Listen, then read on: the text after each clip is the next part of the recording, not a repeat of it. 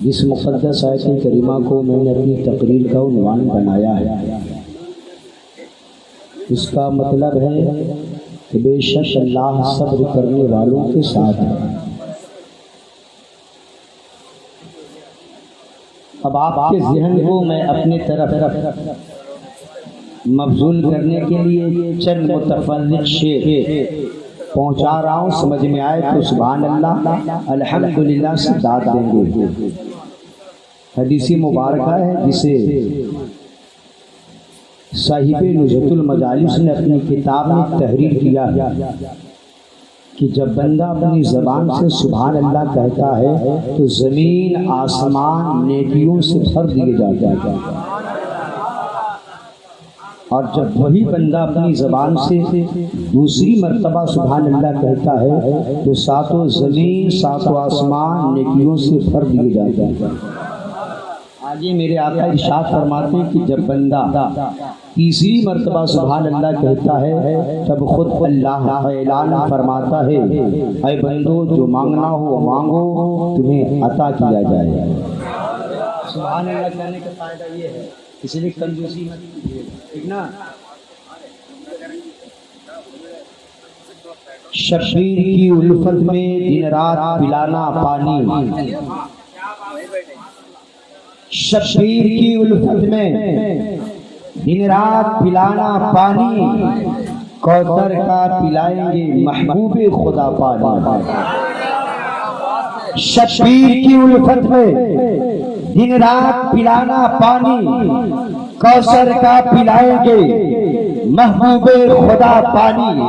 اور پیاس سکینہ کی جب یاد آئی ہے کربل میں، پیاس سکینہ کی جب یاد آئی ہے کربل میں، تب باس کے گھوڑے نے کچھ بھی نہ پیا پانی، تب باس کے گھوڑے نے کچھ بھی نہ پیا پانی۔ اور کبھی بھی ہم اپنی خودداری کا سودا نہیں کرتے، کبھی بھی ہم اپنی خودداری کا سودا نہیں کرتے، پرندوں کی طرح ہر شاخ پر بیٹھا نہیں کرتے، اور جو پانی بند کر دے جنگ میں معصوم بچوں پر، جو پانی بند کر دے جنگ میں معصوم بچوں پر، ہم ایسے ظالموں سے کوئی سمجھوتا نہیں کرتے، ہم ایسے ظالموں سے کوئی سمجھوتا نہیں کرتے۔ کچھ لوگ سوال کرتے ہیں کہ امام علی مقام کربلا میں علی اصغر کو لے کر کیوں گئے تھے، اون محمد کو لے کر کیوں گئے تھے، وہاں پر ان کا کیا کام تھا؟ کچھ لوگ یہ کہتے ہیں بڑے گئے تھے ٹھیک تھا، عباس اندر گئے تھے ٹھیک تھا، علی اکبر گئے ٹھیک تھا، قاسم گئے جوان تھے ٹھیک تھا، یہ اون محمد چھوٹے چھوٹے بچوں کو اور شیر خار بچہ علی اصغر کو میدان کربلا میں لے جانے کی کیا ضرورت پیش آئی؟ یہی سوال جب ہم اولاد امام علی مقام سے کریں گے، یا امام آپ اپنے بڑوں کے ساتھ چھوٹوں کو کیوں لے گئے تھے؟ ارے بڑوں کی ضرورت تھی، چھوٹوں کو نہیں، چھوٹوں کو کیوں لے گئے تھے؟ تو آپ کو جواب ملے گا کہ سنو، تم دنیا میں رہتے ہو، محل تیار کرتے ہو، رہنے کے لیے گھر تیار کرتے ہو، تو کیا کرتے ہو؟ مستری کو بلاتے ہو، گھر بنا دو۔ مستری کہتا ہے اینٹ لے آؤ، چھڑ لے آؤ، بالو لے آؤ، سب لے آتے ہیں۔ مستری صاحب مکان تعمیر کر رہے ہیں، بنا رہے ہیں۔ جب دیوار سجاتے ہیں تو آپ نے دیکھا ہوگا کہ دیوار پر 400 اینٹیں مکمل لگتی ہیں، بڑی بڑی لگتی ہے، تو بیچ بیچ میں کونے کونے میں چھوٹی اینٹوں کو ڈالا جاتا ہے۔ گویا امام علی مقام نے یہ پیغام دے دیا، اے دنیا والوں، اور مستری کہے گا بڑی اینٹوں کے ساتھ چھوٹی اینٹ کو اس لیے ڈالتے ہیں کہ مکان مضبوط ہو جائے، دیوار مضبوط ہو جائے۔ گویا امام علی مقام نے جواب دیا، اے دنیا والوں، دنیا کی دیوار تعمیر کرنے نہیں گیا تھا، میں تو دین اسلام کی کی بات انکار کرنے گیا تھا جب بڑوں کی ضرورت پڑی تو علی اکبر کو دے دی, بڑے کی ضرورت پڑی تو قاسم کو دے دی, بڑے کی ضرورت پڑی تب باس علمبردار کو دے دی, اور جب چوکوں کی ضرورت پڑی تو ہم نے ابو محمد کو دے دی علی اکبر.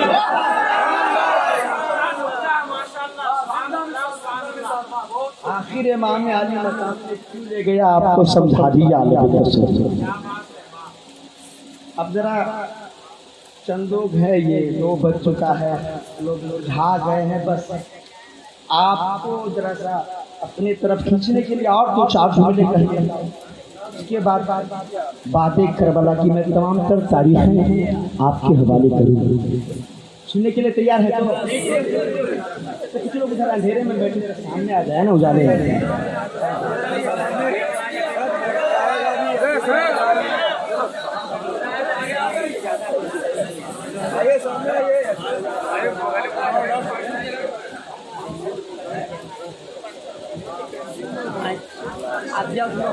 آپ نے بڑے بڑے خطبہ سے یا ہم جیسے چھوٹے چھوٹے خطیب سے یہ آیت بارہا سنی ہوگی, خاص کر جب امام علی مقام کے تعلق سے گفتگو کرتا ہے. کیا وَلَا تَقُولُوا لِمَنْ يُقْتَلُ فِي سَبِيلِ اللَّهِ أَمْوَاتٌ بَلْ أَحْيَاءٌ وَلَكِنْ لَا تَشْعُرُونَ. بار بار سنا کرتے ہیں. مطلب کیا ہے, مجھ سے پیشرو خطیب سے آپ نے سماعت کر لیا کہ جو راہ اللہ, جو اللہ کی راہ میں مارے جائیں, قتل کیے جائیں, انہیں مردہ مت کہو, بل احیاء, بلکہ زندہ ہے, لیکن تمہیں ان کی زندگی کا شعور نہیں. تو گویا یہ آیت بتا رہے کہ شہداء زندہ ہوتے ہیں. شہداء وہ کچھ بدعقیدے ایسے ہیں جو یہ کہا کرتے ہیں کہ وہ مر کے مٹی میں گر گئے. شہداء زندہ ہوتے ہیں. اور امام علی مقام کی کیا بات, یہ تو بڑے شہیدوں میں ہے, یہ تو بڑے شہیدوں میں ہے, یہ تو مکمل زندہ. جب ماں کے پیٹ میں آئے, اور آپ کو پتا ہے کہ چند ماہ جب گزرتے ہیں تو بیٹا یا بیٹی جو ماں کے پیٹ میں پل رہے ہوتے ہیں, چند ماہ کے بعد پیٹ میں حرکت کرتے ہیں. اپنی زبان میں لوگ کہتے ہیں وہ چلنا شروع کر دیا. جب امام علی مقام, دیکھیے حسین کی زندگی اپنے جملے میں میں بیان کر رہا ہوں. جب امام علی مقام اپنی ماں سیدہ طیبہ طاہرہ فاطمۃ الزہرا کے پیٹ میں آئے, اور جب چلنا شروع کیا, ماں نے اپنے شکم پہ ہاتھ رکھا تو سیدہ فاطمہ نے کہا بیٹا حسین زندہ ہے. جب یہ امام علی مقام ماں کے پیٹ سے اس دنیا میں آئے, مولا علی کی گود میں گئے تو مولا علی نے کہا حسین زندہ. جب نانا مصطفیٰ کی نظر پڑی, کہا حسین زندہ. آؤ سنتے جاؤ حسین کی زندگی میرے الفاظ میں سنتے جاؤ. جب ابو بکر نے دیکھا, کہا حسین زندہ. عمر نے دیکھا, کہا حسین زندہ. عثمان نے دیکھا, کہا حسین زندہ. طلحہ نے دیکھا, کہا حسین زندہ. زبیر نے دیکھا, کہا حسین زندہ. ہاں ہاں, جبریل نے دیکھا, کہا حسین زندہ. میکائیل نے دیکھا, کہا حسین زندہ. اسرائیل نے دیکھا, کہا حسین زندہ. یہ حسین اب اس جوانی کے تحلیل پہ قدم رکھی ہے کہ حج بیت اللہ کے لیے چلے. جب حج بیت اللہ کے لیے گئے, خانہ کعبہ کا طواف کیا تو خانہ کعبہ نے کہا حسین زندہ. حکیم نے کہا حسین زندہ. مقام ابراہیم نے کہا حسین زندہ. مینا نے کہا حسین زندہ. عرفات نے کہا حسین زندہ. جب امام علی مقام صفا اور مروہ پہ چکر لگائے تو صفا نے کہا حسین زندہ, مروہ نے کہا حسین زندہ. یہی امام علی مقام جب 56 سال کی عمر میں میدان کربلا گئے تو میدان کربلا نے کہا حسین زندہ. جب کربلا کے میدان میں تلوار تھا بھی, تلوار نے کہا حسین زندہ, بچوں نے کہا حسین زندہ. اپنے تو اپنے غیروں نے دیکھا, شمرلئی نے دیکھا کہا حسین زندہ, ابن سعد نے دیکھا کہا حسین زندہ, خولو نے دیکھا کہا حسین زندہ, انس بن سنان نے دیکھا کہا حسین زندہ. اپنے غیر جب کہنے لگے تو اپنے تو کہے نہیں حسین زندہ, لیکن جب امام علی مقام سجدے میں گئے تو سجدے نے کہا حسین زندہ, حسین زندہ. اب دنیا خاموش ہونے والی تھی, اس لیے کہ سر حسین کٹ کے نیزے پہ چڑھنے والا تھا. جب حسین کا سر کٹ گیا دنیا خاموش ہو گئی. تب قرآن نے کہا حسین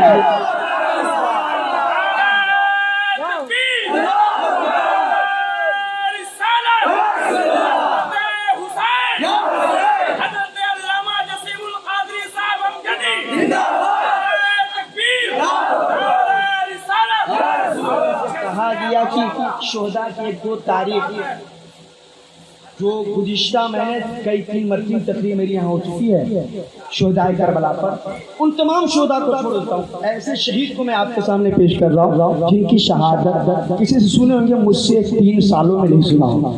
حالانکہ 1 سال تو ایسا بھی ہوا تھا کہ میں نے 3.25 گھنٹہ یہاں خطاب کیا تھا. لیکن آج ایک ایسے شہید کا ذکر کر رہا ہوں جسے میں نے ابھی تک یہاں بیان نہیں کیا. آئیے پہلے مدینے کی مقدس گلیوں میں چلتے ہیں, عالم تصور میں پہنچے. امام علی مقام مدینے کی گلیوں میں چل رہے ہیں, سیر کر رہے ہیں. ایک عمر میں پڑا تھا امام علی مقام سے بچہ جو امام حسین کے قدم کو گن رہا تھا, دیکھ رہا تھا. جب امام علی مقام اپنے قدم کو اٹھاتے تھے تو لڑکا آتا اور امام علی مقام کے نیچے جو مٹی پڑی تھی قدم کے نیچے اس مٹی کو اٹھاتا, سونگتا بھی اور منہ پہ مل بھی لیتا. امام علی مقام کہ اس طرح سے جب حد درجہ محبت کیا, میرے آقا نے دیکھا کہ ایسا بھی بچہ ہے, حسین چل رہا ہے, اس کے پیچھے پیچھے چل رہا ہے اور ان کے پیر کے نیچے جو مٹی آ رہی ہے اس مٹی کو اٹھا کر وہ اپنے منہ پہ مل لیتا ہے, کبھی سونگتا ہے. آقا کریم قریب ہو گئے, اس بچے کو بلایا, سینے سے لگا لیا. صحابہ کرام نے عرض کیا اے اللہ کے رسول, اور بھی تو بچے تھے مگر آپ نے کسی کو گلے سے نہیں لگایا, سینے سے نہیں لگایا, مگر اس بچے کو آپ نے گلے سے لگایا, سینے سے لگایا. آپ نے اس کے لیے جنت کی دعا کی ہے. آخر اس بچے میں کیا خاصیت ہے؟ تو میرے آقا نے فرمایا اے میرے مقدس صحابہ کرام, یہ بچہ عام بچہ نہیں ہے, بلکہ میرا حسین جدھر جدھر جاتا ہے میرے حسین سے اس طرح محبت کرتا ہے کہ جہاں جہاں قدم پڑتا ہے وہاں کی مٹی اٹھا کر کبھی سونگتا ہے, کبھی چہرے پہ مل لیتا ہے. آخر یہ لڑکا, یہ بچہ امام علی مقام کا جگری دوست ہوا, بچپنے کا دوست ہوا. جب امام علی مقام میدان کربلا کے لیے روانہ ہوئے تھے مدینہ طیبہ سے تو آپ نے خط لکھا تھا اسی جگری دوست کو جو آپ کے قدم کے نیچے کی مٹی کو کبھی اٹھا کر سونگتا تھا, کبھی چومتا تھا. خط لکھا کہ میں تو فلاں جگہ پہ جا رہا ہوں, تو میرا بڑا پیارا دوست ہے, اگر چاہو تو تم بھی میرے ساتھ چلو. وہ دوسرے مقام پر ہے, آقا حسین مدینہ میں ہے. خط روانہ کر دیجئے 4 شعبان المعظم سن 7 ہجری کو مدینہ طیبہ سے امام علی مقام مکہ المکرمہ ہوتے ہوئے کوفہ کے لیے روانہ ہوئے تھے. ابھی آقا حسین مکہ پہنچے بھی نہ تھے کہ آپ کا جگری تو آپ سے پہلے آپ کے استقبال مکہ المکرمہ حاضر ہو گئے. جانتے ہیں اس شخص کا نام کیا ہے؟ اس شخص کا نام حبیب ابن مظاہر اسدی. حبیب ابن مزاحم اسدی عمر. ایک روایت میں نے پڑھا کہ 70 اور کسی دوسرے کتاب پہ جب میں نے مطالعہ کیا تو میں بتایا کہ 72. جس وقت امام حسین کی عمر 56 اس وقت ان کی عمر 70. جب ایک بوڑھا انسان ہاتھ میں لکڑی کے سہارے آئے تھے امام علی مقام کے پاس چل دیے تھے. میدان کربلا میں جب حاضر تھے ان کی شہادت ہو گئی تھی. عبداللہ طلبی کی شہادت ہو گئی تھی. دیگر جانساران امام حسین ایک ایک کر کے اپنی جان اسلام کی راہ میں قربان کر چکے تھے. جب آل رسول کی باری آئی تھی جانے کی تو اس سے پہلے یہی 70 سال کا بوڑھا جس کے سر کا بال سفید ہو چکا تھا, جسم کی ہڈیاں کمزور ہو گئی تھی, لاٹھی کے سہارے چھپ کر کے امام علی مقام کی بارگاہ میں آئے اور کہنے لگے آقا غلام کے ہوتے ہوئے آقا میدان میں نہیں جا سکتا. آقا حسین نے کہا آپ بوڑھے ہیں, لاٹھی کے سہارے جھک کر آئے ہیں, آپ تلوار چلا پائیں گے؟ ہے کوئی ایسا انسان جو 72 سال کا ہو اور سینکڑوں یزیدیوں کے بیچ میں جائے یا سینکڑوں دشمنوں کے بیچ میں جائے اور وہ کعبہ نہ کرے؟ اسے تو ڈر ہے کہ کہیں ہم چلیں گے ادھر تک پھسل کر گر نہ جائے, ہمارے جسم کی ہڈیاں ٹوٹ نہ جائیں. لیکن وہ 72 سال کا بوڑھا جس کے سر کا بال سفید, جسم کی ہڈیاں کمزور ہو گئی تھی, آئے اور آنے کے بعد کہنے لگے آقا حسین آپ میرے آقا ہے, آپ غلام کو ہوتے ہوئے میدان میں نہیں جا سکتے, مجھے اجازت دیجیے. آقا حسین نے سمجھایا نہیں تو میرا بڑا اچھا ساتھی ہے, اچھا بچپنے کا دوست رہا ہے, میں تجھے یوں میدان میں جانے کی اجازت نہیں دوں گا کہ میری وجہ سے تمہارے بچے یتیم ہو جائیں گے. آقا حسین نے جب یہ کہا تو حضرت حبیب بن مزاحم اسدی کی آنکھ میں آنسو آ گئے. تڑپ کر کہا آقا نہیں, مجھے اجازت دینی ہوگی. جب اصرار انہوں نے کیا تو آقا حسین نے آپ کو اجازت دی تھی. 72 سال کا بوڑھا میدان کارزار میں چلا اور چلنے سے پہلے اپنے امام سے کہا تھا یا امام میں اتنا بوڑھا ہوں کہ میں اپنی طاقت سے اس گھوڑے پر سوار نہیں ہو سکتا, آپ اپنا سہارا دے دے تاکہ میں اس گھوڑے پر سوار ہو جاؤں. طاقت نہیں اپنے سے اس گھوڑے پر سوار ہونے کی, مگر عشق کو دیکھیے, آل رسول سے محبت تو دیکھیے, دوستی نبھانا تو دیکھیے. اے آج کے مسلمانوں, اگر تم بھی کسی مسلمان بھائی سے دوستی کرو تو سچی دوستی کرو اور سچی محبت کرو, صرف فائدہ کے لیے مت کرو. امام علی مقام نے اپنے سہارا دے کر اپنا حضرت حبیب بن مزاحم اسدی کی گھوڑوں پر سوار کیا. جب سوار کیا تو انہوں نے دل لگائی, میدان کارزار میں گئے, یزیدیوں کو للکارا. جب یزیدیوں کو للکارا ایک شقیق القلب یزیدی آیا, آگے بڑھا, مقابلے میں آیا. تھے تو 72 سال کے بوڑھے, لوگ دیکھ کر یہ سمجھ رہے تھے کہ گھوڑے پر بیٹھا بھی ہے تو جھکا ہوا ہے. آیا اس شوق سے کہ بوڑھا ہے, بوڑھا یہ کیا کرے گا, اس بوڑھے کی گردن اڑا دوں گا. آیا یزیدی مار کیا, مگر آپ نے ایسے اپنے آپ کو بچا, ایسی تلوار ماری کہ ایک ہی بار وہ یزیدی پنار ہو گیا, زمین پہ گر گیا. دوسرا آیا وہ بھی مارا گیا, تیسرا آیا وہ بھی مارا گیا. یہ کہ بعد ہجرے 4 آئے اور چاروں مار دیے گئے. میں پوچھنا چاہتا ہوں یہ 72 سال کا بوڑھا جو اپنے آپ سے گھوڑے پر سوار نہ ہو سکے, آخر اس میں قوت کہاں سے آ گئی تھی, آخر اس میں طاقت کہاں سے آ گئی تھی. کیا طاقت تھی جو 72 سال کا بوڑھا لاٹھی کے سہارے چل رہا ہو اور 4 یزیدیوں کو مار دے. تو میں کہوں گا نہیں, یہ ان کی اپنی طاقت نہیں تھی, بلکہ امام حسین نے اپنے ہاتھ سے انہیں جو گھوڑے پر بیٹھایا تھا یہ ان کی طاقت تھی جو 72 سال کا بوڑھا 4 یزیدیوں کو زمین پہنچا. آخرکار یزیدیوں یہ بزدلی رہا کرتی تھی کہ وہ جب دیکھتے تھے کہ ایک ایک کر کے ہم نہیں پائیں گے تو کہتا تھا کہ ایک بارگی حملہ کرو۔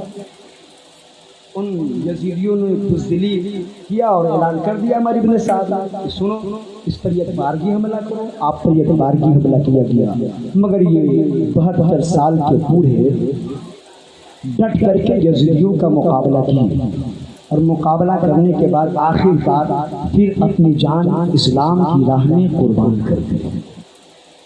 یہ حضرت حبیب ابن مظاہر کی شہادت تھی جو میں نے بیان کیا۔ اب آئیے میں چند باتیں آپ کے سامنے تاریخ کربلا جو آپ نے سماعت کی اس کے بہت سی تمام تر باتیں آپ کے سامنے پیش کر رہا ہوں۔ جس وقت امام حسین کو شہید کیا گیا، آپ کو پتا ہے کس عالم میں کیا گیا؟ کس عالم میں؟ نماز کے، وہ بھی سجدے کے عالم میں۔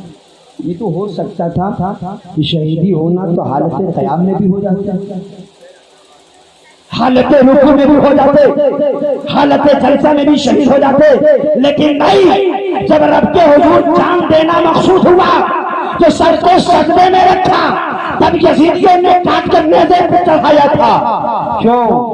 سوال ہوتا ہے، آپ کو جواب ملے گا اس لیے کہ میں تو اپنے نانا جان کے امتیوں کو یہ درس دے رہا تھا کہ سنو، اگر دولت لوٹتی ہے تو لٹا دینا، اولاد لوٹتی ہے تو لٹا دینا، مگر جب نماز کا وقت آ جائے تو تمام دنیاوی کام کو کر کے چھوڑ کے ہٹ جانا اور اللہ کے حضور اپنی شانی کو چھوڑ دینا۔ دوسرا پیغام یہ تھا کہ آقا کریم صلی اللہ تعالی علیہ وسلم کی حدیث مبارکہ ہے کہ جب بندہ سجدے میں ہوتا ہے تو خدا کے نزدیک سب سے زیادہ محبوب بندہ ہوتا ہے، سب سے زیادہ محبوب بندہ ہوتا ہے، پسندیدہ بندہ ہوتا ہے۔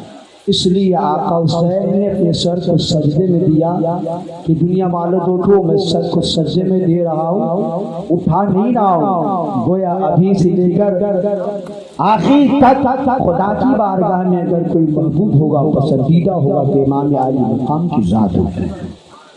آپ کو شہید کر دیا گیا، اور شہید کرنے کے بعد میں آپ کو بتاؤں کہ اتنا ظلم اور زیادتی اور بھی اسلام کی بڑی سے بڑی جنگیں ہوئی ہیں، دنیا میں ایک صرف جنگ ہوئی ہے، مگر جتنا یزیدیوں نے امام عالی مقام پر ظلم کی، زیادتی کی، اتنا دنیا کی کسی جنگ میں کسی دشمن نے اپنے دشمن کو تکلیف نہیں دی۔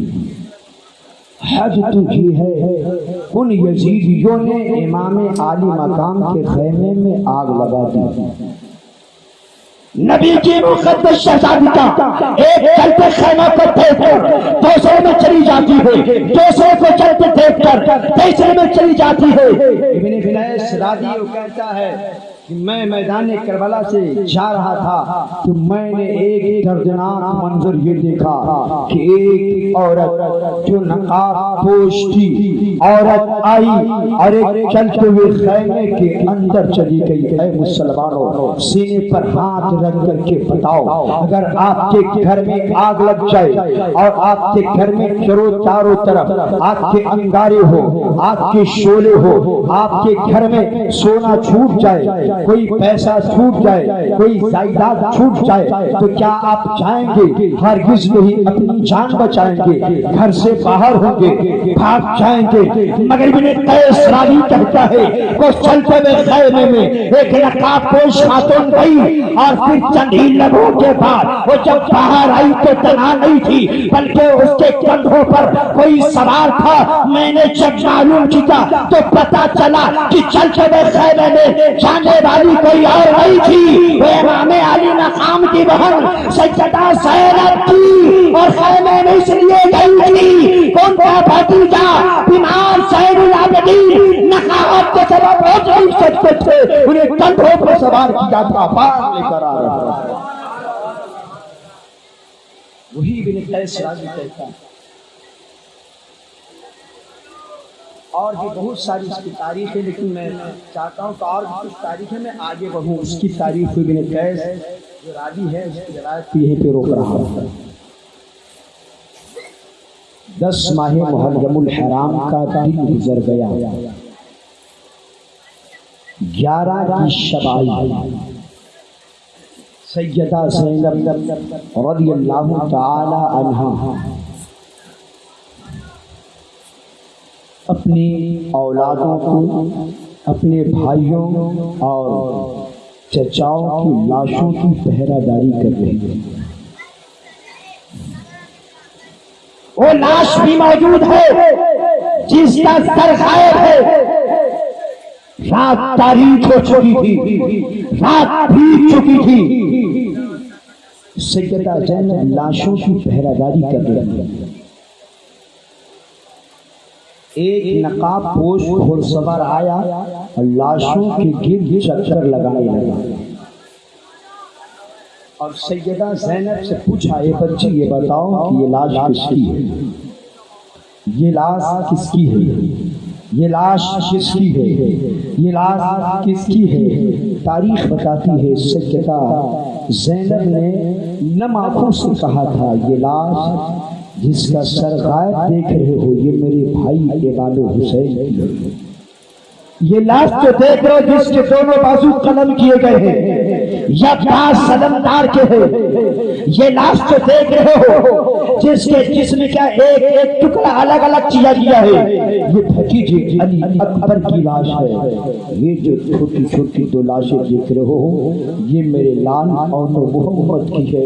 یہ جو چھوٹی لاش سب سے دیکھ رہی ہو سنو یہ لاش میرے بھتیجے حضرت سیدنا علی اصغر کی ہے. اتنا سننے کے بعد وہ سوار جانے لگتا ہے. سیدہ زینب نے آگے بڑھ کے پوچھا تھا، اے نقاب پوش انسان یہ تو بتا کہ تم کون ہو، کیا کرنے آئے تھے، لاشوں کے چکر کیوں لگا رہے تھے؟ تب اس سوار نے اپنے چہرے سے نقاب اٹھایا تو دیکھ کر سیدہ زینب حیران رہ گئی کہ لاشوں کے چکر لگا رہا تھا یہ پردے میں کوئی اور نہیں تھا، یہ میرے نانا محمد رسول اللہ.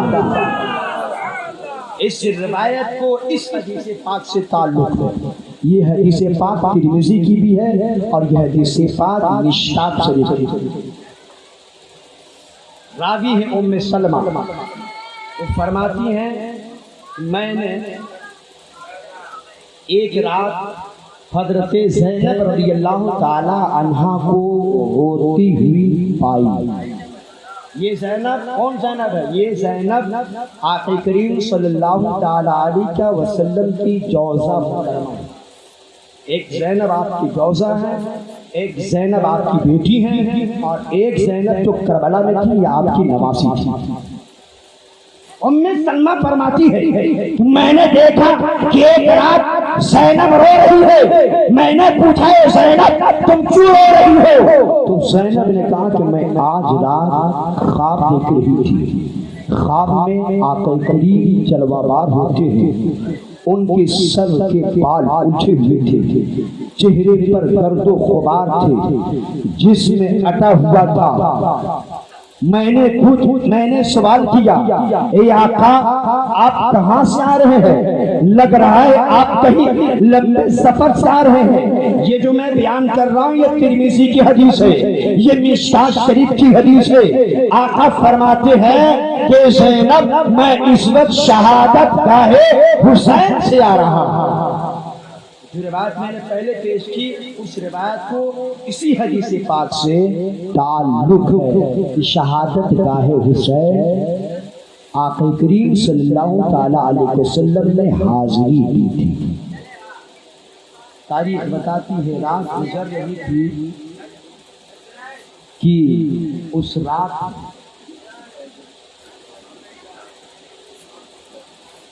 ایک نقاب پوش خاتون آئی اور سیدہ زینب کے ہاتھ میں پانی کا ایک پیالہ دینے کے بعد کہا لو اسے پی لو، اپنے بچوں کو پلا دو. سیدہ زینب نے بیمار زین العابدین کی طرف بڑھا دیا. زین العابدین نے کہا نہیں، میں نہیں پیوں گا، اگر کوئی چیز ہے تو نانا کی حدیث ہے کہ لڑکوں کو پہلے نہ دو، اگر کوئی چیز مل جائے تو پہلے اپنی بچیوں کو دو، اس لیے پہلے مجھے مت دو، اپنے خاندان کی بچیوں کو دو۔ سیدہ زینب نے اس پانی کے پیالے کو لیا اور لینے کے بعد حضرت ام کلثوم کو دیا۔ یہ ام کلثوم کون ہے؟ یہ امام مسلم بن عقیل کی یتیم بچی ہیں جو کربلا میں امام حسین کے ساتھ گئی تھی۔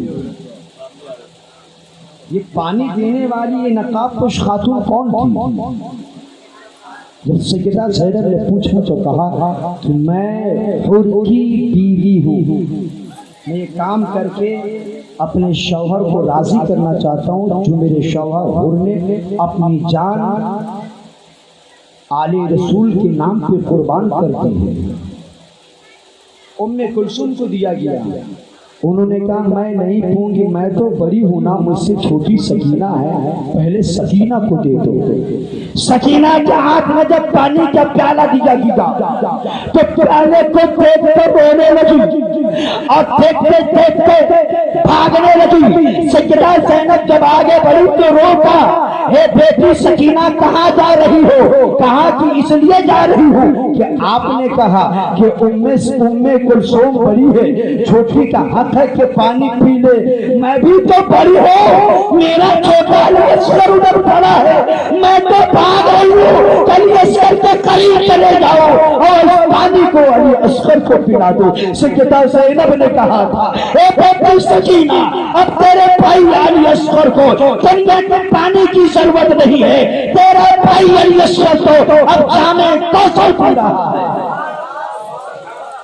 میرے ملت کے نوجوانوں، امام حسین کی شہادت کے بعد کس طرح سے ظلم و زیادتی کی کہ جیسے ہی دوسرے دن فجر کی نماز سے بیمار زین العابدین فارغ ہوئے تو آپ کے ہاتھ کے میں ہتھکڑی مار دیے گئے، آپ کے گلے میں توخ ڈال دیا گیا، پاؤں میں بیڑیاں ڈال دی گئی اور ناموس رسالت کی پردرنشی عورتوں کو بھی ہاتھوں کو بھی پیٹھ پیچھے باندھ دیا گیا، اور باندھ کر کے ابن سعد نے کہا کہ ان لوٹے ہوئے قافلے کو کربلا سے نکال کر کوفہ لے جاؤ۔ اب ذرا ذہن کو قریب کرے تو میں بعد کربلا کو تمام تاریخیں آپ کے حوالے کروں گا۔ یہ قیدی کی صورت میں انہیں کربلا سے کوفہ کے لیے روانہ کیا جا رہا تھا، اور سر وہ نیزہ جس پر امام حسین کا سر مقدس تھا خولی کے ہاتھ میں تھا، لے کر کے آگے بڑھ رہا تھا۔ ناموس رسالت کی پردرنشی عورتیں جو قیدی کی صورت میں پیچھے پیچھے تھی، بیمار زین العابدین ان کے پیچھے تھے کہ جب کوفہ کے ریگستان سرزمین سے ایک قافلہ گزر رہا تھا کہ اچانک خولی کے ہاتھ سے وہ نیزہ گرا، زمین میں پھنس گیا۔ خولی اٹھانے کی ہلانے کی کوشش کیا مگر نیزہ اٹھا نہ سکا۔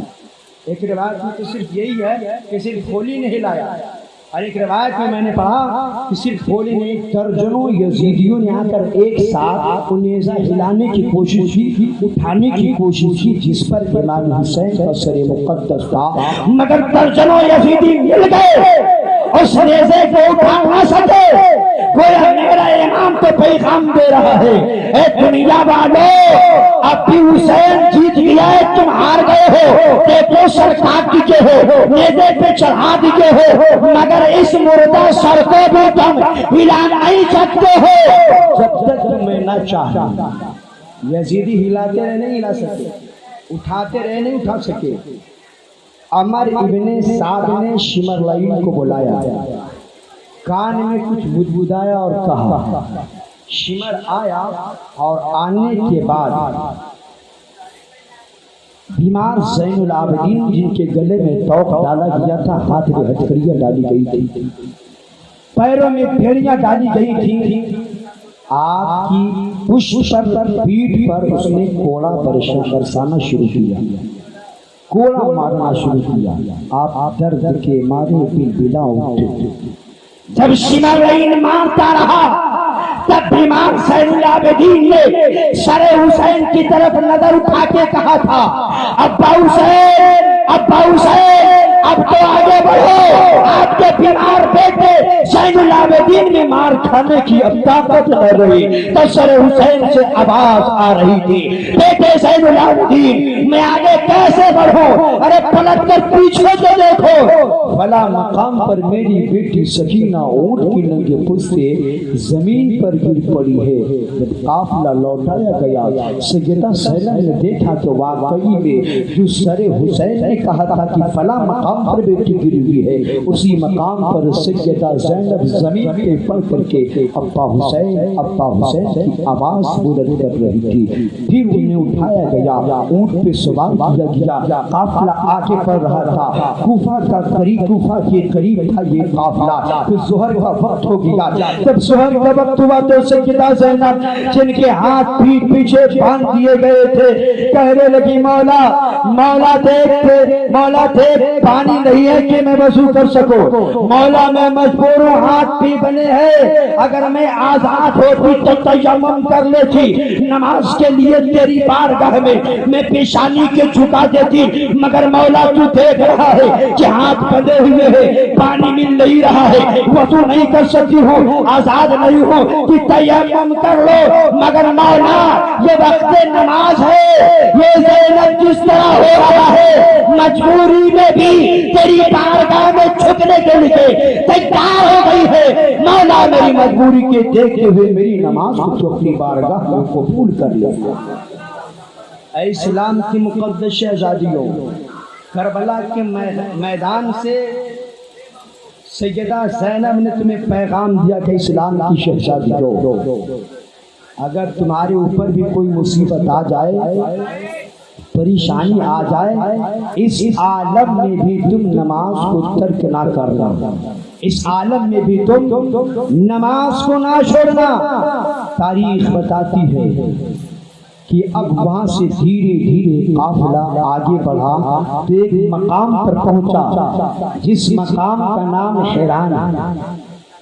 حیران کے مقام پر جب پہنچا تو وہ نیزہ جس پر امام حسین کا سر مقدس تھا، یزیدی لے کر آگے آگے چل رہے تھے، ایک بلند مکان سے ایک شخص نے دیکھا کہ چند قیدی آ رہے ہیں اور ایک نیزہ ہے، نیزے پر ایک سر ہے، وہ دیکھنے کے لیے نیچے آیا، وہ دیکھنے کے لیے نیچے اتر آیا۔ جب نیچے اتر آیا اس نے دیکھا کہ جس نیزے پر وہ سر ہے وہ سر سے قرآن کی تلاوت کی آواز آ رہی ہے، لب ہل رہے تھے، زبان چل رہی تھی، قرآن کی تلاوت ہو رہی تھی اور یہ آیت کی تلاوت ہو رہی تھی، وَسَيَعْلَمُ الَّذِينَ ظَلَمُوا أَيَّ مُنْقَلَبٍ يَنْقَلِبُونَ، یعنی ظالم عنقریب دیکھ لیں گے کہ وہ کس کروٹ لٹنے والے۔ سر حسین کے قرآن کی تلاوت ہو رہی تھی، یحییٰ آیا، یحییٰ کوئی مسلمان نہیں تھا، وہ مذہباً یہودی تھا، آیا دیکھا کہ یہ کٹا ہوا سر ہے، اسے قرآن کی تلاوت ہو رہی ہے تو کہا قافلہ روکو، قافلہ روک دیا گیا، پوچھا یہ کس کا سر ہے؟ عمر ابن سعد نے کہا یہ سر امام حسین ابن علی کا ہے، یہ سر نواسہ رسول کا ہے، یزید کی بغاوت میں مار دیا گیا ہے۔ اس یحییٰ نے کہا کہ اگر واقعی میں یہ سچے رسول کے سچے نواسے نہ ہوتے تو ان کے سر سے ہرگز یہ کرامت ظاہر نہ ہوتی۔ کہتا ہے کہ سنو، جب یہ کٹا ہوا سر قرآن کی تلاوت کر رہا ہے تو ایسے شخص کو میں گواہ بنا کر مسلمان ہوتا ہوں، ان کے نانا کا کلمہ پڑھتا ہوں۔ یحییٰ یہودی نے کلمہ پڑھا اور اپنے آپ کو مسلمان بنا لیا۔ یہی تو یزید کی ہار ہے، یہی تو حسین کی جیت ہے۔ سر کٹ کے نیزے پہ چڑھ گیا ہے، لیکن ہزاروں زندہ مل کر کے تو کافر کو مسلمان نہیں بنا سکتے ہیں، مگر حسین کا سر کٹ گیا، نیزے پہ چڑھ گیا، اور چڑھنے کے بعد بھی ایک یہودی کو مسلمان بنا رہا ہے۔ تاریخ بتاتی ہے دھیرے دھیرے یہ قافلہ بڑھتا رہا، پڑھتے پڑھتے کوفہ شہر میں داخل ہو گئے۔ جب کوفہ شہر میں داخل ہوا تو وہاں ڈھول اور نقارے اور تاشے باجے بج رہے تھے۔ شہر کو سجایا گیا تھا کہ حکومت وقت کا جو باغی ہے اس باغی کا سر آیا ہے۔ اس نے یہ اعلان نہیں کروایا تھا کہ نماز رسول کا سر آ رہا ہے۔ تاریخ بتاتی ہے کہ جب سر حسین کو لے کر ایک تشت میں سجا کر کوفہ کی دارالسلطنت ابن زیاد کے سامنے پیش کیا گیا تو اس نے بے حرمتی کی تھی، بہت ساری حرمتی تھی، ایک بتا رہا ہے۔ ایک حرمتی اس نے یہ کی تھی کہ جس لب مبارک کو آقا کریم چوما کرتے تھے، جس لسانی کو چوم کر سونگا کرتے تھے، اس لب مبارک پر اور زبان پر ابن زیاد چھڑی مار رہا تھا۔ اعلان کیا گیا تھا باقی کا سر ہے، اس لیے پورے کوفہ کے لوگ دیکھنے کے لیے آ گئے کہ دیکھو حکومت وقت کے باقی کا سر کیسا ہے۔ جب آئے لوگ دیکھنے والے دیکھ رہے تھے، انہی میں سے ایک صحابی رسول تھے جن کا نام حضرت زید ابن ارقم تھا۔ انہوں نے دیکھا کہ یہ لب حسین پر چھڑی مار رہا ہے تو انہوں نے کہا کہ ابن زیاد خبردار ہو جاؤ، ہوشیار ہو جاؤ، تم بخشے نہیں جاؤ گے۔ ایک تو تم لوگوں نے حسین کا سر کاٹ لیا، اور دوسری یہ کہ تم لوگ ان کے سر، ان کے زبانی مبارک پر اور لب مبارک پر چھڑی مار رہے ہو، ہرگز تم بخشے نہیں جاؤ گے۔ اتنا کہنا تھا کہ ابن زیاد نے کہا کہ تم اگر صحابی نہیں ہوتا، صحابی رسول نہیں ہوتا تو میں تمہیں قتل کر دیتا۔ کہا دھکے مار کے نہیں نکال دو، میرے دربار سے دھکے مار کے نکال دو۔ صحابی رسول زید ابن ارقم نے کہا کہ تم صحابی رسول ہونے کا اتنا خیال کرتے ہو اور نواسے رسول ہونے کا کوئی خیال نہیں ہے، جو نواسا صحابی بھی ہے اور اللہ کے نبی کا نواسا بھی ہے۔ بہرحال آپ کو دھکا مار کر وہاں سے نکال دیا گیا۔ چند باتیں بیمار زین العابدین سے ابن زیاد نے کی، اور کرنے کے بعد مختصر یہ ہے، کرنے کے بعد کہا گیا کہ اب انہیں کوفہ سے دمشق شہر بھیج دیا جائے، یزید کے دربار میں بھیج دیا جائے۔ ذرا غور سے سنیں ہماری بات کو، اصل تاریخ دوارے جو میں بیان کرنا چاہ رہا ہوں، زیادہ دیر نہیں کروں، میں دیکھ رہا ہوں کہ آپ کی آنکھیں نم ہو چکی ہے، آپ کی آنکھ میں لگ رہا ہے کہ سرما اور کاجل کے سلائیوں کے بجائے نیند کی سلائیاں پھیر دی گئی ہیں۔ خمار میں دیکھ رہا ہوں آپ کی آنکھوں میں، اس لیے بس دو چار تاریخیں تیزی سے بیان کروں گا۔ کہا کوفے سے نکال کر انہیں دمشق یزید کے دربار میں بھیج دیا جائے۔ یزید کے دربار میں بھیجا جا رہا تھا یہ قافلہ، ایک مقام پہ پہنچا جس مقام پر ایک گرجا گھر تھا، اور گرجا گھر کا ایک راہی ایک لوٹے ہوئے نورانی قافلے کو آتا ہوا دیکھ رہا تھا۔ جب وہ گھر کے باہر آیا، گرجا گھر سے باہر آیا تو اس نے دیکھا کہ ایک نیزہ ہے، نیزے پہ سر ہے، مگر سر سے قرآن کی تلاوت کی آواز آ رہی ہے۔ قریب ہوا، پوچھا یہ کس کا سر ہے؟ کہا گیا کہ یہ امام حسین کا سر ہے، یہ نواز رسول کا سر ہے۔ تو اس پادری نے کہا، اس راہب نے کہا کہ کیا اس سر کو ایک رات کے لیے مجھے دے دو گے؟ کیا ایک رات کے لیے مجھے دو گے؟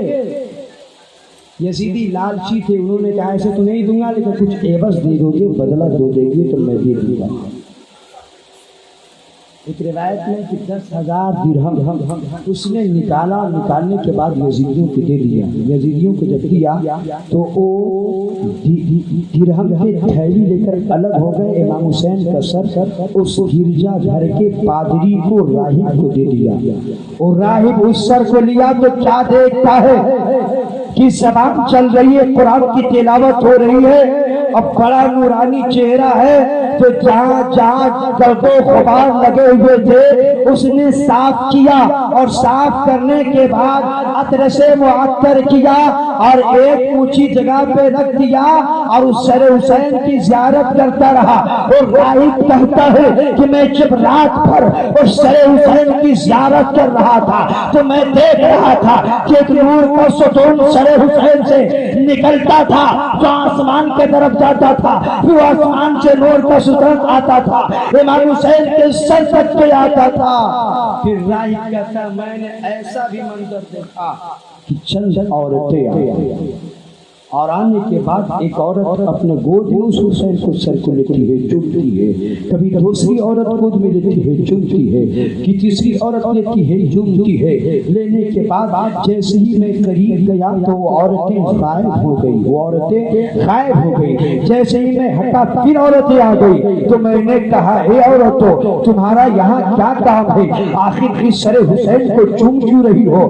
آخر اس سے اتنی محبت کیوں کر رہی ہو؟ آخر تم کون ہو؟ تو ان عورتوں میں سے ایک نے کہا کہ تم نے نہیں پہچانا، میں مریم ہوں، مریم، میں اس سر حسین کی زیارت کرنے آئی ہوں۔ تو اس نے کہا میں ان کی نانی خدیجہ ہوں جو ان کے سر کی زیارت کرنے آئی ہوں۔ اور تیسری نے کہا کہ تم نے مجھے نہیں پہچانا، میں حسین کی ماں فاطمہ ہوں، بیٹے کے چہرے کی زیارت کرنے کے لیے آئی ہوں۔ رات کا وقت گزر گیا، صبح ہوا، صبح کو یزیدی آ گئے، کہا کہ سر کو واپس دو، 10,000 درہم تو نے دیا تھا، وقت ختم، سر واپس کرو۔ اس راہب نے کہا سر تو دے رہا ہوں، سر دے رہا ہوں تمہیں، لیکن جو میں دل دے رہا ہوں تمہیں نہیں دے رہا ہوں، میں اس سر کو دل دے رہا ہوں۔ اس حسین کے سر کی کرامت میں نے دیکھی ہے کہ 4 مقدس عورتیں آ رہی تھی، کبھی اللہ کا نور برس رہا تھا، سنو کہ نانا کا کلمہ پڑھتا ہوں مسلمان ہو جاتا تھا۔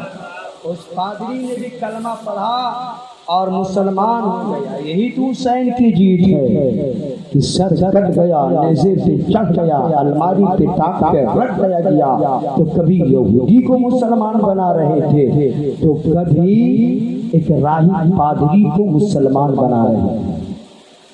اب دھیرے دھیرے وہاں سے قافلہ یہ دمشق شہر میں داخل ہونے والا تھا۔ شام کا وقت تھا، رات ہو گئی تھی۔ وہ خولی جس کے نیزے کے اوپر امام حسین کا سر رکھا گیا تھا، خیال آیا یہ دربار تو ختم ہونے کا وقت ہو چکا ہے، اب تو یزید جو بادشاہ ہے اس وقت موجود نہیں ہوگا، اس لیے اس نے کہا کہ شام کا وقت ہو گیا، میرا گھر ملک شام میں اسی دمشق شہر میں ہے۔ اس سر حسین کو لیا اور گھر چلا گیا، اور گھر جانے کے بعد اپنی بیوی سے کہا دیکھو میں ایک سر لایا ہوں، اتنی قیمتی یہ سر ہے، اس قدر قیمتی ہے کہ ہم مالا مال ہو جائیں گے جب صبح کو اس سر کو میں یزید کے دربار میں پیش کروں گا۔ تاریخ بتاتے اس خولی کی بیوی نے کہا آخر اتنی قیمتی سر ہے، اس قدر قیمتی سر ہے، کس کا سر ہے؟ تب اس خولی نے کہا تھا اپنی بیوی سے کہ یہ سر امام حسین کا ہے، ابن علی کا ہے، نواسے رسول کا ہے۔ بیوی اہل بیت سے محبت کرنے والی تھی، کہنے لگی تم حسین کا سر کاٹ کر لے کر آئے ہو، تم دولت حاصل کرنے کے لیے آئے ہو، اے نادان تم نے نادانی کی ہے، یہ رسول کے نواسے کا سر ہے، اور دنیا کی دولت یزید کے دربار میں دے کر حاصل کر لو گے، لیکن سنو آخرت میں جب جاؤ گے تو وہاں پر کوئی دولت نہیں ملے گی بلکہ تیرا ٹھکانہ جہنم میں ہوگا، اور میں ایک جہنمی کے گھر میں نہیں رہ سکتا۔ یہی حسین کی جیت ہے، یہی حسین کی جیت ہے۔ سر کٹا ہے کرامت تو دیکھیے. بیوی کہتی ہے اب میں اس گھر میں رہنے والی نہیں. کھولی کی بیوی ایک کر کے گھر سے باہر نکل گئی. تاریخ بتاتی کہاں گئی, آج تک کسی مورخ نے نہیں لکھا وہ کہاں چلی گئی. تو پلٹ کر اپنے شوہر کے پاس نہیں آئی اور یہ کہتی ہوئی گئی تھی کہ جیسا تو نے کیا ہے کھولی ایک دن تیرے ساتھ بھی ایسا ہی ہوگا. تم نے حسین کا سر نیزے پہ چڑھایا ہے, یہ کھولی ایک دن ایسا آئے گا کہ تیرا سر بھی نیزے کے نوک پر چڑھا دیا جائے گا. اتنا کہنے کے بعد بیوی بھاگ چلی تھی, واپس پلٹ کر زندگی میں نہیں آئی. رات گزر گئی, صبح کا وقت ہوا. یزید نے دمشق شہر میں اعلان کروا دیا کہ نقارے بجاؤ, ڈھول بجاؤ, میرے دشمن کا سر آ رہا ہے. پورے شہر کو سجایا گیا, ڈھول نقارے تاشے بج رہے تھے. ایک صحابی تھے جن کا نام حضرت سہل رضی اللہ تعالیٰ عنہ. وہ صحابی رسول ملک شام تجارت کی غرض سے آئے تھے. دمشق شہر میں انہوں نے آیا تو دیکھا کہ دمشق شہر پورا سجایا گیا ہے اور ڈھول تاشے نقارے بج رہا ہے. تو انہوں نے سوچا کہ آج کوئی خوشی کا دن ہو گیا, اس لیے اس طرح سے ڈھول نقارے اور تاشے بج رہے ہیں اور پورے شہر کو سجایا گیا ہے. وہ صحابی رسول کسی سے پوچھتے ہیں کہ بتاؤ یہ خوشی کیوں منائی جا رہی ہے, یہ شہر کیوں سجایا گیا ہے؟ تو ان میں سے چند لوگوں نے کہا کہ اس وقت جو حکومت کا باغی تھا اس باغی کا سر آ رہا. صحابی رسول سوچا دیکھ لیا جائے کہ کون ہے بھائی, کون باغی ہے جس کا سر آ رہا ہے, جس کے لیے پورے شہر میں ڈھول اور تاشے بجایا جا رہا ہے, شہر کو سجایا جا رہا ہے. پوچھا کدھر سے قافلہ آ رہا ہے؟ کہا کہ بابو سا ایک دروازے کے نام سے, باب کے معنی دروازہ ہوتا ہے, بابو سا سے قافلہ آ رہا ہے. یہ دوڑ پڑے کہ چلو دیکھو تو صحیح کون سا قافلہ آ رہا ہے. جب قریب گئے تو دیکھ کر صحابی رسول حضرت سہل رونے لگے, آنکھ میں آنسو آ گئے. دیکھتے کہ لوگ بیان کریں کہ ایک باغی کا سر آ رہا ہے, مگر ایک صحابی رسول دیکھ کر رو رہے کہ یہ تو باغی کا سر نہیں ہو سکتا ہے, یہ تو اس رسول کے نوازے کا سر ہے جس سر کو آقا نے چوما تھا, جسے اپنے کندھوں پر بیٹھایا تھا. یہ تو اس حسین کا سر ہے, پہچان لیجیے. قریب گئے تو انہوں نے دیکھا کہ چند بچیاں ہیں. جب قریب گئے آنکھ سے آنسو بہ رہے تھے. سیدہ سکینہ امام حسین کی بیٹی آگے بڑھی اور کہنے لگی اے نوجوان تم کیوں ہوتا ہے, یہاں تو لوگ خوشی منا رہے ہیں, یہاں تو نقارے بجا رہے ہیں, شہر کو سجایا گیا ہے, آخر تم کیوں رو رہا ہے, تم کون؟ انہوں نے کہا کہ بچی سنو, میں محب اہل بیت, میں اہل بیت سے محبت کرنے والا ہوں. پتہ نہیں تم کون ہو لیکن میں صحابی رسول ہوں. اے بچی تیرا نام کیا ہے؟ کہا سکینہ. کس کی بیٹی ہو؟ کہا حسین کی. اللہ اللہ, جب تیرا نام صحابی رسول حضرت سن نے سنا تو آنکھ میں آنسو بھر آئے. پوچھا اے میں حسین کی شہزادی اگر کوئی چیز کی ضرورت ہو تو بولو, اگرچہ تیرے باپ کا سر کاٹ کر یزیدی خوشی منا رہے, نقارے بجا رہے ہیں, شہر کو سجائے ہوئے ہیں, یزید بھی خوشی منا رہا ہے, مگر میں ان یزیدیوں میں سے نہیں ہوں, میں اہل بیت سے محبت کرنے والا ہوں. بتاؤ اے سکینہ اگر کوئی ضرورت ہو تو بولو, میں پوری کر دیتا ہوں. سیدہ سکینہ تڑپ گئی. جب سنا کہ یہ صحابی رسول ہے تو رونے لگی اور رو کر کہتی ہے اے سہل, آپ کہتے ہو کہ میں تمہاری خدمت کروں گا تو میری خدمت ایک چیز کر دیجیے. اسلام کی شہزادی ہو گئی, میری آواز آپ کی کانوں سے ٹکرا رہی ہو, میری آواز ہماری کانوں تک پہنچ رہی ہو تو سیدہ سکینہ کے جملے پہ غور کرنا. سیدہ سکینہ نے کہا کہ صحابی رسول حضرت سہل ایک کام کرو, اگر آپ یہی چاہتے ہیں کہ ہماری خدمت آپ کریں تو خدمت یہ کریں کہ دیکھو یہ میرے باپ حسین کا سر نیزے پہ ہے, ہم یہاں پر موجود ہیں اور یزیدی سر حسین کے بالکل میرے قریب لے کر چل رہے ہیں. قریب لے چلنے کی وجہ سے جو غیر مرد ہیں یہاں کے, غیر مرد یہاں کے وہ میرے قریب آ جا رہے ہیں. کبھی بازو سے بازو لڑ رہا ہے، خلط ملط ہو جا رہا ہے، پردے کا میں اہتمام نہیں کر پا رہے ہیں، اس صحابی رسول ایک کرم کر دو، اگر میری خدمت کرنا چاہتے ہو یہی کرم کر دو کہ میرے باپ کا سر جو نیزے پہ میرے قریب ہے، ان یزیدیوں سے کہہ دو کہ میرے باپ کا سر تھوڑا دور پر لے جائے، فاصلے پر لے جائے، تاکہ اس سر کا نظارہ کرنے کے لیے یزیدی ان کے پاس جائے، میرے قریب نہیں آئے، تاکہ میرا پردہ ہو جائے، تاکہ میرا پردہ ہو جائے۔ اے اسلام کی مقدس شہزادیوں سنو، اس غریب الوطنی میں، اس لاچاری اور بے کسی میں سیدہ سکینہ نے کس طرح سے اپنے پردے کا اہتمام کیا اور صحابہ رسول سے کہا اگر خدمت کرنا چاہتے ہو تو یزیدیوں کو کہہ دو کہ میرے باپ کا سر تھوڑا دوری پر لے چلے تاکہ یزیدی وہاں چلے جائیں، میرے قریب نہ رہے، میں پردے کو ہو جاؤں۔ حضرت سہل قریب گئے، عمر ابن سعد سے کہا کہ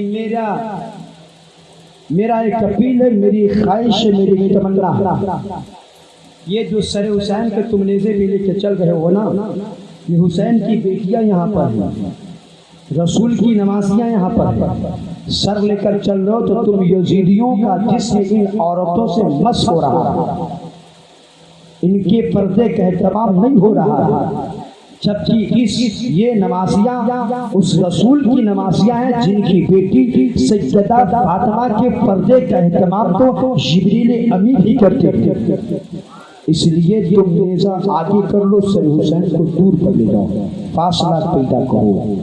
یزیدیوں نے کہا کہ ایسے نہیں کر سکتے، یزیدی لالچی دینا، انہوں نے کہا کچھ دے دو عوض میں تو ایسا کر دوں گا، تمہاری بات کو مان لوں گا۔ 400 دینار حضرت سہل کے پاس تھا، جو تجارت کر کے آ رہے تھے کما کر کے، 400 دینار نکالا اور یزیدیوں کو دے دیا کہ لو مگر سر حسین کو آگے لے چلو، ان عورتوں کے قریب بھی مت رکھو تاکہ ان عورتوں کا مکمل پردہ ہو جائے۔ سر حسین کو آگے لے کر کے چل رہی تھی، گویا سیدہ زینب یہ پیغام اور سیدہ سکینہ یہ پیغام دے رہی تھی، اسلام کی شہزادیوں اگر تیرے گھر میں بھی کوئی مصیبت آ جائے، پردہ آ جائے، تو اس مصیبت کے وقت بھی، اس پریشانی کے وقت بھی تم اپنے آپ کو سنبھال لینا، پردے میں رکھ لینا۔ اسلام کی مقدس شہزادیوں سنو، یہ پیغام کربلا کے بعد امام حسین کی بیٹیوں نے آپ کو دیا ہے، اس پیغام کو اپنے سینے میں بسا لو اور اس پہ عمل کرنے کی کوشش کرو۔ پھر یہ قافلہ آگے بڑھا، دمشق شہر میں داخل ہو گیا، پورے دمشق شہر کو سجایا گیا تھا، میں نے کہا کہ ڈھول نغارے تاشے بج رہے تھے۔ جب یہ قافلہ آگے بڑھا تو پورے دمشق کے لوگ اپنے مکان کے بلند حصے سے چڑھ کر کے اس لٹے ہوئے قافلے کو آتا ہوا دیکھ رہے تھے۔ کچھ یزیدی تالی مار رہے تھے، حسین کا سر آ رہا ہے، یزید کے باغی کا سر آ رہا ہے، کچھ تالیاں بھی مار رہا تھا، لیکن انہی میں سے ایک عورت ایسی بھی تھی جو گھر کے بلندی سے چڑھ کر دیکھ رہی تھی کہ قافلہ آ رہا ہے، قیدی آ رہے ہیں، اور اس طرح سے قیدی ہیں کہ مردوں کو بھی قیدی بنایا گیا ہے، عورتوں کو بھی ہاتھ پیچھے باندھ دیے گئے ہیں۔ تب عورت اتری گھر سے، ایک تشتری میں کھانا سجائی، پانی لائی، قریب گئی، عمر ابن سعد سے کہتی ہے اے عمر ابن سعد یہ تو بتاؤ یہ لٹا ہوا قافلہ کون ہے؟ میں یہ تم سے نہیں پوچھتی یہ کون ہے، یہ کون ہے، لیکن اتنا جانتی ہوں کہ یہ قیدی ہیں، مجھے اجازت دو کہ میں ان قیدیوں کو پانی پلا سکوں، کھانا کھلا سکوں۔ عمر صاحب نے کہہ دیا کہ ٹھیک ہے جاؤ جو کرنا ہے۔ ایک اور بوڑھی ہو چکی تھی، سر کے بال سفید، جھک جھک کر کے چل رہی تھی، قریب آئی، سیدہ زینب کے پاس گئی، بیٹی میں تجھے نہیں پہچانتی کہ تم کون ہو، مگر اتنا یقین رکھتی ہوں کہ تم ایک قیدی ہو، اور میرا یہ شیوا ہے، میرا یہ وطیرہ ہے، میرا یہ طریقہ ہے کہ جب میں قیدیوں کو دیکھتی ہوں تو ان کے لیے پانی لاتی ہوں، کھانا لاتی ہوں، لو میں تیرے لیے آئی ہوں، تم اسے قبول کر لو۔ سیدہ زینب نے انکار کر دیا، سیدہ زینب نے کہا نہیں چاہیے تیرا کھانا، نہیں چاہیے تیرا پانی۔ ارے ایک طرف تم ڈھول بجواتے ہو، ایک طرف شہر میں شہر کو سجا کر کے میرے باپ کے سر کٹنے پر تم خوشی مناتے ہو، دوسری طرف تم پانی لا کر دیتی ہو، کھانا لا کر کے دیتی ہو۔ نہیں چاہیے تیرا کھانا، لے جاؤ، دور ہو جاؤ میری نظروں سے۔ بوڑھی عورت نے کہا کہ بچی سنو، میں تیرا دشمن نہیں ہوں، بس اتنا جانتی ہوں کہ تمہیں قیدی ہو، قیدی کے لیے میں دے رہا ہوں۔ سیدہ زینب نے کہا بوڑھی عورت میں بھی تمہیں نہیں جانتا، مگر یہ تو بتاؤ کہ مہربانی تم کیوں کر رہے ہو، جبکہ یزیدی تو میرے بال بچوں کے اس قدر خون کے پیاسے ہوئے کہ میرے بچوں کو قربان کر دیتا، میرے بھائیوں کو مار دیتا، آخر کیوں اس قدر مجھ پر مہربان ہو گئی ہو، بتاؤ۔ اس بوڑھی عورت نے کہا میں کسی زمانے میں مدینہ پاک میں رہا کرتی تھی۔ مدینہ کا نام جب سیدہ زینب نے سنا تو رونے لگی، آنکھ میں آنسو آ گئے، تڑپ کر بولتی ہے کہ مدینہ، ہاں مدینہ تو میرا وطن عزیز ہے۔ سیدہ زینب نے کہا میرا تو وطن ہے مدینہ، بولو کیا کہنا چاہتی ہو؟ اس بوڑھی عورت نے کہا اے بچی، جس وقت میں مدینہ پاک میں رہا کرتی تھی اس مدینے میں امام الانبیاء محمد عربی کی ایک بیٹی تھی جن کا نام سیدہ فاطمہ تھا۔ سیدہ فاطمہ کا نام جب سیدہ زینب نے سنا کہ یہ تو میرے ماں کا نام لے رہی ہے، رو پڑی، آنکھ سے آنسو چھلک پڑے۔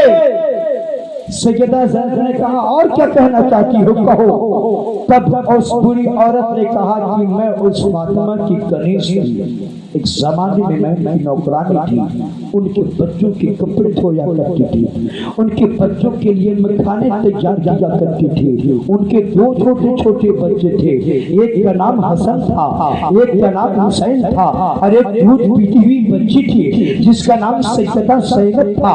وہ فاطمہ نے مجھ سے کہا تھا اے عورت جا، اب تم بوڑھی ہو گئی ہو، اب گھر میں کام کرنے کے قابل نہیں ہو، میں تمہیں آزاد کرتی ہوں، لیکن اتنا مہربانی کرنا کہ اگر کوئی قیدی تیرے شہر سے گزر جائے تو ان قیدیوں کا استقبال کرنا، ان قیدیوں کو کھانا کھلانا، ان قیدیوں کو پانی پلانا۔ اے بچی میں نہیں جانتی کہ تم کون ہو، بس میں اپنی مالکہ سیدہ فاطمہ کی بات پہ عمل کرتی ہو کہ جب بھی کوئی قیدی گزرتے ہیں تو ان کے لیے کھانا پیش کرتی ہو، پانی پیش کرتی ہو، لو پانی قبول کر لو۔ سیدہ زینب نے قبول کر لیا، لیکن یہ نہیں بتایا کہ میں ہی زینب ہوں۔ سیدہ زینب رو رو کر کہنے لگی کہ تم نے میری آپ پر بڑی خدمت کی ہے۔ ایک بری عورت سن، جسے ستایا جاتا ہے اس کی دعا رب کی بارگاہ میں جلد قبول ہو جائے کرتی ہے، جو مظلوم ہوتے ہیں ان کی دعائیں رب کی بارگاہ میں قبول ہو جائے کرتی ہے، جو مسافر ہوتے ہیں ان کی دعائیں رب کی بارگاہ میں قبول ہو جائے کرتی ہے۔ اور سنو، میں مظلوم ہوں، ستائی ہوئی ہوں، اس لیے اس بوڑھی عورت سیدہ زینب نے کہا کہ مجھ سے کوئی دعا لینا ہے تو لے لو، میں مسافروں کی دعا، مظلوموں کی دعا رب کی بارگاہ میں جلد قبول ہو جائے کرتی ہے۔